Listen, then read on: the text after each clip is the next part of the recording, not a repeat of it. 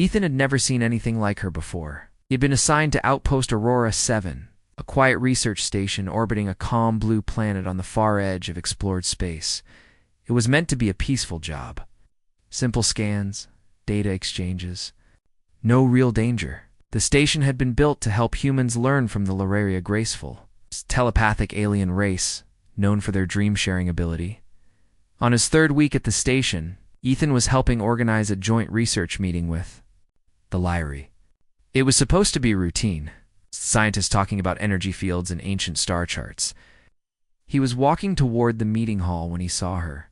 She stood out instantly, even among the other Lirari. Taller than most, with smooth silver blue skin, long white hair that seemed to float, and eyes like pools of starlight. She wasn't wearing any armor or flashy symbols, just a simple flowing suit and a small crystal pendant around her neck. Ethan paused when she turned toward him. For a moment, the world felt quiet. No footsteps, no humming machines, just her gaze. Then, slowly, she walked up to him. Ethan could feel his heartbeat rise. She stopped only a foot away from him and said in a calm, clear voice, "You're the human from my dreams." He froze. "Excuse me?" he said, blinking. "I saw you," she said gently. "Many times, always in dreams. I never thought you were real." Ethan looked around, thinking maybe this was a mistake. But the others in the hall, human and Lirare, were staring too, whispering among themselves. He glanced back at the girl. "Are you sure?" "Yes," she said. "My name is Solani. I've seen your face since I was a child. I thought you were a symbol, a message, but you were real." Ethan had no idea what to say. His mouth opened, but nothing came out. Solani tilted her head. "Why are you afraid?" "I'm not afraid," Ethan replied quickly, "just surprised." Very surprised, a human officer stepped between them suddenly. "Is there a problem here?" he asked. "No, sir," Ethan said quickly. Solani bowed slightly to the officer and then to Ethan. "I will speak with you again," she said softly, then turned and walked into the meeting hall. Ethan stood there, still frozen. Later that day, he couldn't stop thinking about her words. Dreams. She had dreamed of him. He wasn't special. Just a junior communication tech with average marks and a love for old Earth music. Why would an alien princess, or whatever she was, see him in her dreams? He went to the observation deck, looking at the stars. Told himself it was just a mistake, a weird mix-up. Maybe she had seen another human and got confused. But deep down, something strange tugged at his thoughts, something he didn't understand. Over the next few days, Solani started showing up more often, always near him, always watching. Sometimes she would give him a small smile. Other times she would say nothing and simply stand nearby, as if checking to make sure he was real. Finally, she spoke to him again in the station garden. "Ethan," she said, "I need to know. Do you dream of me?" Ethan blinked. "What?" "No, not until you said something." She stepped closer. "But now you do." "Well?"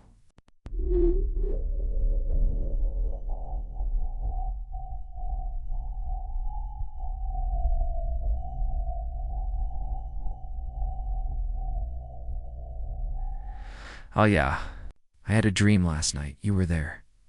We were running through some kind of glowing forest. I didn't understand it." She nodded. "That was not just your dream. It was mine too." Ethan stared. "You're saying we shared the same dream?" "Yes," she said. "You are the one. Our bond is forming." "Bond? Wait, hold on. What does that mean?" "The Lirari sometimes connect to others through dreams," she explained. "When the connection is strong, both sides begin to see the same visions. It's very rare, especially with another species. But it has happened before long ago." Ethan rubbed his forehead. "Why me? I'm just a tech. I've never even been off Earth before last year." "I don't know why," Solani said. "It's only that I know your face. I feel calm when I see you, and we must not ignore this. The dreams grow stronger." "What kind of dreams?" Ethan asked. "Danger, change, fire in the sky," she said. "But also hope, peace. You're at the center of both paths. Ethan took a deep breath. This is a lot. I don't know what to think. Then don't think, she said. Just be. And trust what you feel. They stood in silence after that, watching the stars together. That night, Ethan dreamed again. This time it was clearer. He and Scifi were aboard a ship, flying through wreckage. Red lights flashed. Something was chasing them. He reached out to grab her hand and woke up in a cold sweat. The next morning, Scifi found him. You saw it too, she said. The hunter Ethan nodded slowly. What's happening to us? She looked at him with those deep eyes and whispered, We're being called. To be continued. The dream stayed with Ethan the whole day. Every time he closed his eyes, he saw it again. The broken ship, red lights, Scifi's hand reaching for his. It felt so real, more like a memory than a dream. You didn't tell anyone, not the officers. Not the human scientists, but Scifi already knew. Somehow she always knew. Later that evening, Ethan found her in the quiet part of the garden dome. The Lyri liked to walk among the glowing alien plants there, and Scifi seemed to enjoy the peace. She was sitting on a stone bench, looking at the stars through the transparent dome ceiling. Ethan walked up slowly. It happened again. He said. She looked up at him and nodded. I saw it too, sat beside her. What is that place? The ship? The red lights? Future, Scifi said. One that might come true? Ethan looked at her, confused. You mean like a vision? Yeah, she said. Dreams are not only memories to us. Sometimes they show us paths not yet taken.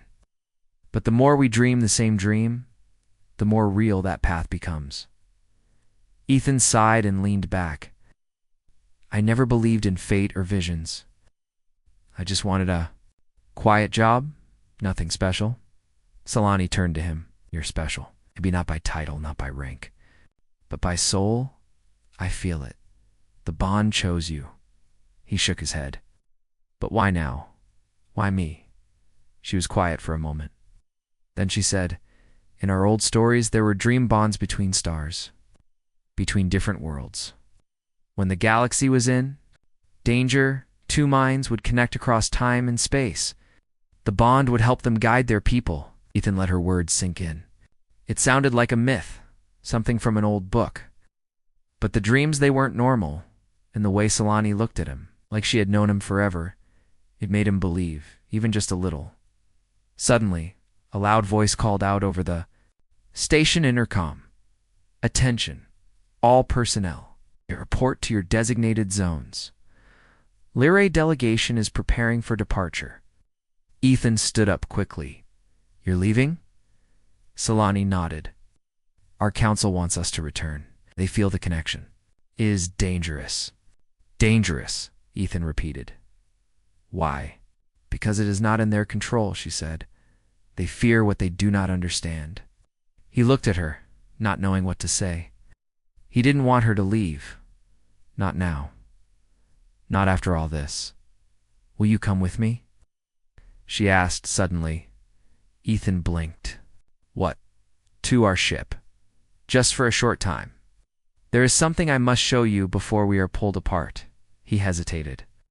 Humans weren't supposed to board alien ships without orders, but something deep inside told him this was important. Okay, he said finally. I'll come.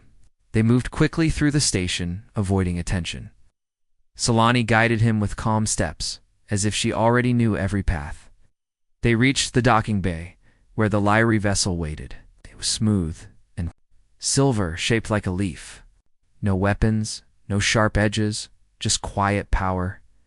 As they stepped inside, the air changed. It was warmer, filled with a soft hum that felt almost alive. Scifi led him through curved halls lit with blue light until they reached a small chamber. The center was a floating crystal orb, glowing faintly. What is this? Ethan asked. A memory stone, Scifi said. It records dream paths. This one is ancient. My people thought it was broken. But when I touched it after our first shared dream, it woke. She placed her hand on the orb. It lit up brighter. Then, to Ethan's shock, it showed an image of him. And Scifi standing together on a battlefield, not fighting but reaching out to a group of alien leaders. Behind them, ships burned in the sky. This can't be real, Ethan whispered.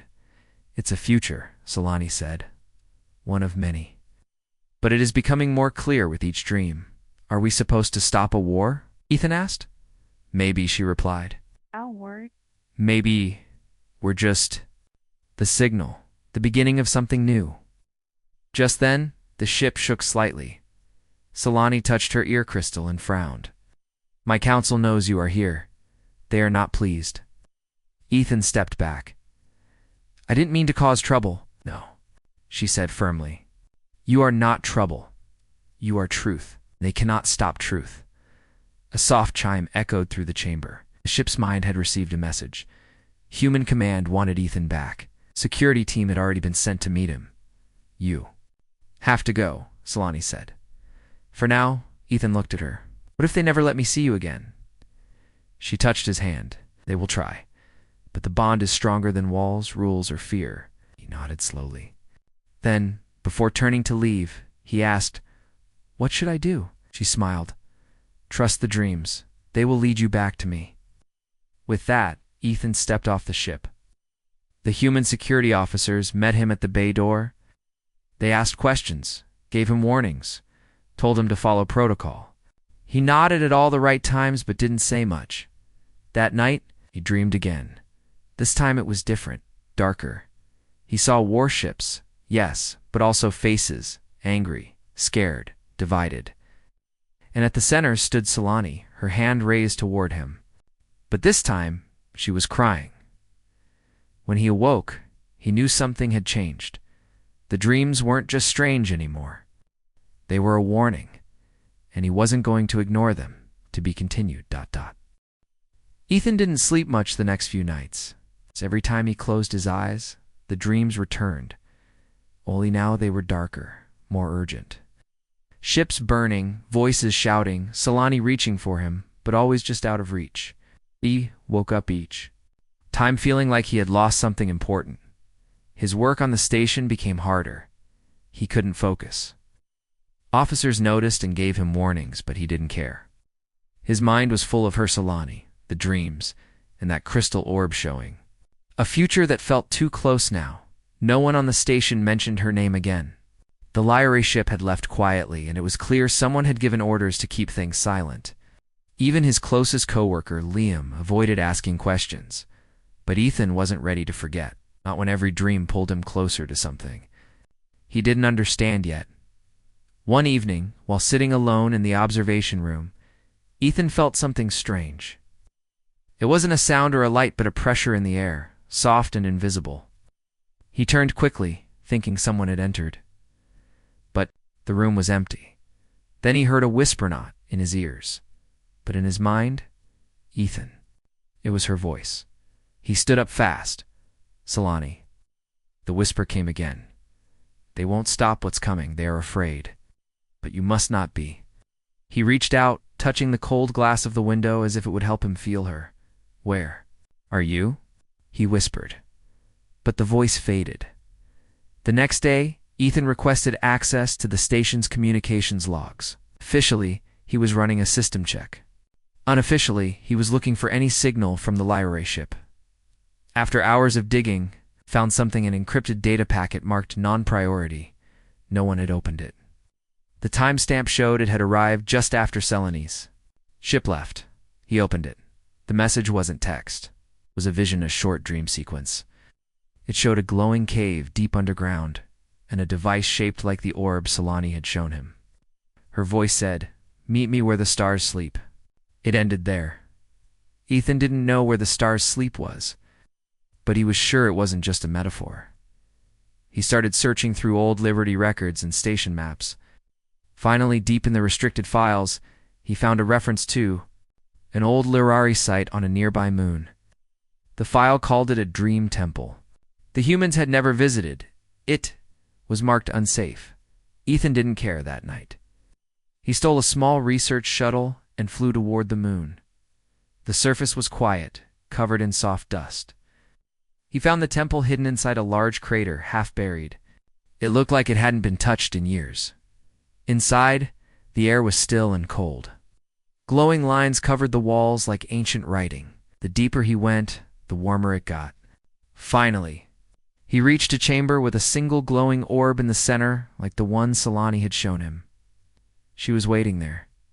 "You came," she said softly. "Of course I did," Ethan said, walking toward her. "I heard your voice. I saw your message." She stepped closer. Knew the bond wouldn't break. "What is this place?" he asked.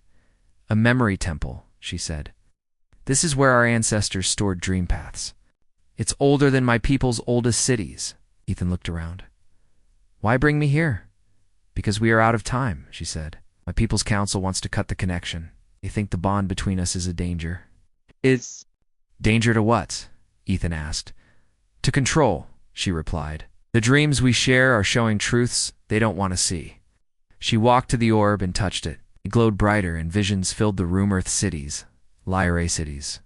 A coming storm of ships and destruction, then peace, but only if they work together. "You and I are at the center," Scifi said. "We're meant to guide both our people. If we fail, war will come." Ethan felt a chill. "Then we can't let that happen." "No," she said. "But the bond is not enough. We need proof, something the councils of both sides can't ignore." "What kind of proof?" he asked. "The true dream," she whispered. "It lies deeper in the temple. It's been waiting for two minds like ours. If we join with it, we can show the galaxy what's coming." Ethan nodded. "Then let's find it." They walked together into the deeper halls of the temple. Lights followed their steps. The walls began to shimmer, showing memories of long-lost times. Human and alien figures appeared side by side in the vision's old partnerships forgotten. Unity, they reached a final chamber. In the center was a crystal throne glowing faintly. Scifi looked at him. nice. Sit with me. Ethan sat beside her, both of them placing their hands on the throne's arms. The crystal lit up. A pulse of light spread through the room, and suddenly, they were no longer in the temple. They were floating in space, surrounded by stars. Then came the vision's whole systems falling to chaos, hatred spreading, leaders turning blind to truth. Then a single flash of light to hands, one human, one alien, reaching out and joining. A wave of calm spread across planets. The warships stopped. Peace began, then the vision ended. They opened their eyes in the temple. Everything was silent. But the orb in front of them was now glowing with a new symbol. Two stars linked by a single thread. Scifi turned to him. "We have it now. The truth. We must share it." Ethan stood up. "They'll try to stop us. But then we'll make them listen," she said. Outside, the stars were shining brighter. To be continued. ... The temple had gone silent, but the glow of the crystal throne still pulsed gently.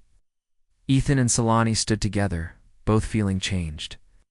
They had seen a future not written yet, a galaxy on the edge of chaos, and a single chance to bring unity. Through a bond that had once only existed in old legends, Scifi reached out and touched Ethan's arm. "Now that we've seen it, there's no turning back." Ethan nodded. "We need to show it to them, not just words. They have to see what we saw." She stepped toward the glowing orb at the center of the chamber. "This crystal has recorded our shared vision. It holds the truth now. We must take it to the Lyra Council first. If they believe us, they will call a joint summit with human leaders." "Will they even let us near them?" Ethan asked. "Last I heard, they wanted to break the bond, not honor it." "They may refuse at first," Scifi said, "but they still listen to voices of tradition." And this temple is part of our oldest truth. If the message came from here, they must consider it." Ethan took a deep breath. "Then let's make them listen." They left the dream temple and returned to Scifi's small hidden vessel. It was quiet and fast, built for travel between ancient Lyra sites. As they took off, the stars above seemed brighter, as if something had changed in the sky itself. But their journey would not go unnoticed. Halfway through their flight, a warning tone echoed through the ship. A red glyph appeared on the display screen. "What is that?" Ethan asked, stepping toward the console. A pursuit signal, Solani said calmly. Someone followed us. Lyrari or human? She didn't answer at first. Then she said both. Ethan's eyes widened. Both? They're working together? No, she said, but they both fear what we might do, so they sent shadows. Silent ships meant to stop us before we reach anyone of power. Outside, two dark shapes appeared, moving fast. No weapons fired yet, but the message was clear: stop, or be stopped. We can't outrun them, Ethan said. No, Solani agreed, but we can show them. She activated the ship's core crystal. The vision they had just experienced, the future of peace and destruction, began to radiate from the ship like a wave. Not harmful, but visible through scanners.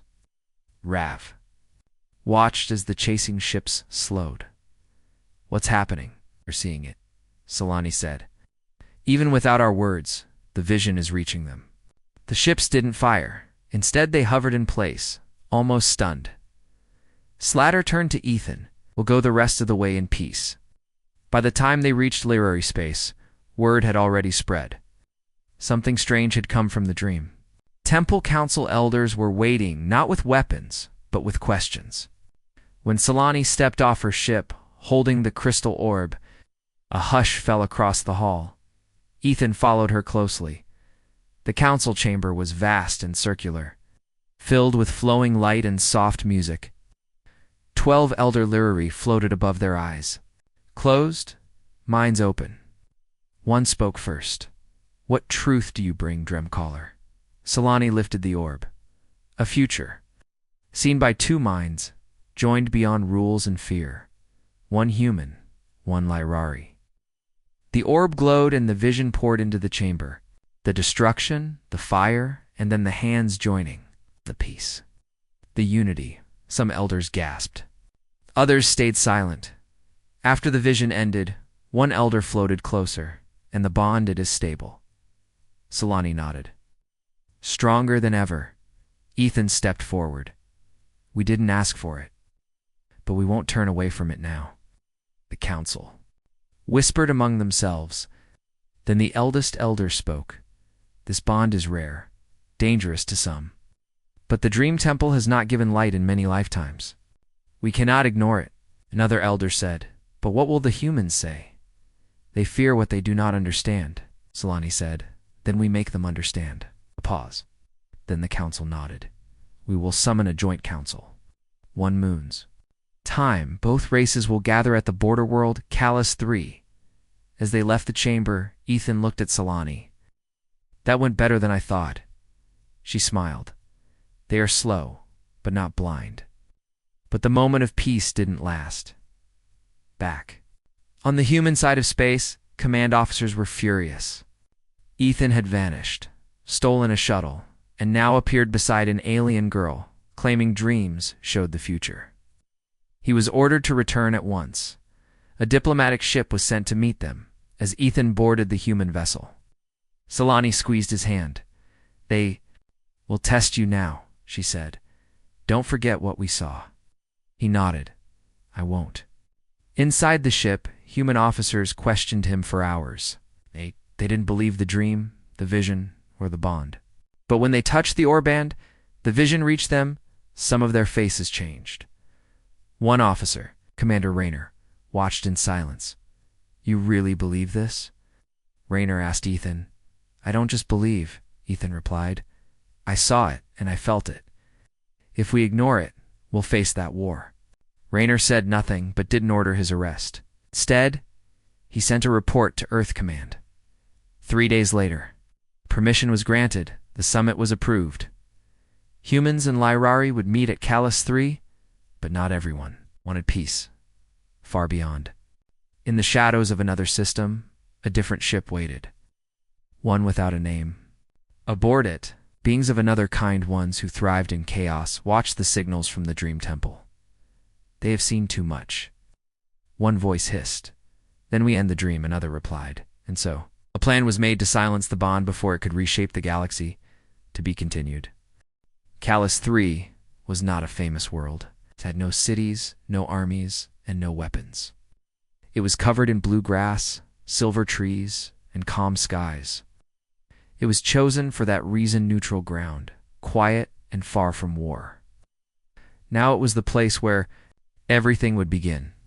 Ethan stood at the landing site, watching as ships arrived one by one. Human vessels hovered like strong birds of steel, while Lyra ships floated like drifting leaves. Both sides were tense. Guards stood alert. "We're ready." No one smiled. Scifi stood beside him, calm as always. Her eyes scanned the horizon, but her mind was clear. She had seen this moment in her dreams. The first meeting, the chance for peace. Ethan adjusted his uniform. "What if they laugh at us?" he asked quietly. "Then we speak louder," Scifi said. "Truth doesn't vanish just because others ignore it." Soon, both delegations were gathered inside a clear dome built just for the summit. Humans sat on one side, Lyrae on the other. In the center stood a raised platform, where Scifi and Ethan would present the Dream Dash Crystal Commander Raynor. He gave Ethan a small nod, permission to go forward. Ethan took a deep breath. Then he and Scifi stepped onto the platform. The crystal orb floated between them, pulsed softly as if alive. Scifi began. "We are here today not to speak for ourselves, but for the vision we have seen, vision that connects both. Our people." She touched the orb. It lit up, and the vision began. First the darkness, the war, the fire, the fear. Then the bond, the hands reaching, the peace forming, stars shining brighter. The dome was silent. When the vision ended, Ethan stepped forward. "I didn't believe in dreams. Not before, but I believe in this one. Because every time I see it, it feels more real. It's not a warning, it's a choice. We can stop what's coming, but only together." Human General stood. "And what if it's just imagination? A trick?" Scifi replied. "Then ask yourselves, why does it feel true to you too?" A Lyra elder stood. "I felt the bond. And the danger, we cannot ignore it." Some leaders whispered to each other, a few nodded. Unidentified ships entering orbit fast and heavily, armed. Everyone stood at once. Guards rushed to protect their leaders. The peace summit was about to collapse. Ethan ran to the edge of the dome and looked up at the sky. 3 black ships, sharp and silent, were descending fast. They didn't match human or Lyrae design. "Who are they?" Scifi asked. No one answered then. A message came through, broadcast in both human and literary language. "The bond is a lie. The dream is poison. Stand down or be destroyed." Commander Raynor growled. "They're trying to shut us down. Right when we came together." Ethan turned to him. "We can't let them. If we give in now, they win." Raynor looked at the leaders. "Authorized defense?" One nodded. "Minimal. Protect the delegates." But the enemy didn't wait. The black ships fired a wave of shock pulses at the dome. Shields held, but barely. The ground shook. Panic spread. Scifi grabbed Ethan's hand. "The dream? Show it again across the field. To everyone. They're attacking us," Ethan shouted. "Yes," she said. "And that's why they need to see it now." She placed both hands on the orb. Ethan followed. Together, they pushed the vision outward, not just inside the dome, but through the entire summit ground. All screens lit up. All minds touched the dream. Even the attackers paused. Their ship's sensors caught a strange signal wave of peace and fire, of hope and warning. One of the black ships stopped firing. It floated still, shaken by the dream. But the others did not. They aimed again, but this time, human and Lyrae. Ships moved in unison. Together they formed a shield barrier. No one had planned it. No orders were given. But both sides acted at once. A single blast came through, but hit nothing. The attackers turned and fled. Inside the dome, everyone stared. They stopped. Someone whispered. Commander Raynor looked at Ethan. "They saw what we saw." Scifi stepped forward. "This is not the end, or others like them. Others who fear what we're building. But now, you've seen what the bond can do. It is not just between two people. It is between hearts, between worlds. A Lyrae Elder said. Then let it grow. A human diplomat stood. Let us prepare. Together. For the first time, human and Lirari leaders stepped forward side by side. Ethan turned to Solani. I thought I was just a tech. She smiled. You are more than that. You are the bridge. The crystal orb dimmed, its message complete for now above them. Callus 3's sky turned golden, as if the planet itself approved, but far beyond, in the dark corners of the galaxy. New eyes opened. They had failed to stop the bond, but they were not done yet, to be continued. Days after the failed attack on Callus 3, the mood across the galaxy began to shift. The summit had not only survived, it had sparked something new. Humans and Lirari who once stood apart were now working together, ships trained together. Leaders shared messages of unity. In the hearts of many, the dream lived on. Ethan and Solani became symbols of that dream. Wherever they went, people looked at them with wonder, some with hope, others with caution. The bond between them was no longer just private IT, was now part of something much bigger. On the quiet moon of Ashera, a new center was built, the Harmony Core. It was a place where dream bonds could be studied and where the vision from the Dream Temple could be shared safely. Both human and Lirari scientists worked there, building tools to strengthen peaceful links between minds. But even as peace grew, shadows moved far beyond known space. In a dark system with no name, the failed attackers gathered again. They were not one species, but many old enemies of peace, who believed in control, in war, in fear. They called themselves the Fracture. They had seen the dream, and they feared it. They would not fail again. One of their spies sent a final warning. The bond is spreading. Their minds are beginning to touch. If we don't act now, we lose everything. The Fracture made a decision. They would destroy the Harmony Core. With it, the bond back on Ashera, Ethan walked through the new dream hall. It was peaceful, filled with light and calm voices. Solani stood by the main orb, watching a new group of young minds learn how to connect through shared dreams. They're getting stronger, she said. So are you, Ethan replied with a smile. But just then, the lights flickered. The orb dimmed. A voice came through the station's channel. Unmarked ships approaching. Heavy signals, shields up. Ethan and Solani looked at each other. They're here, she said softly. Alarms rang across the station.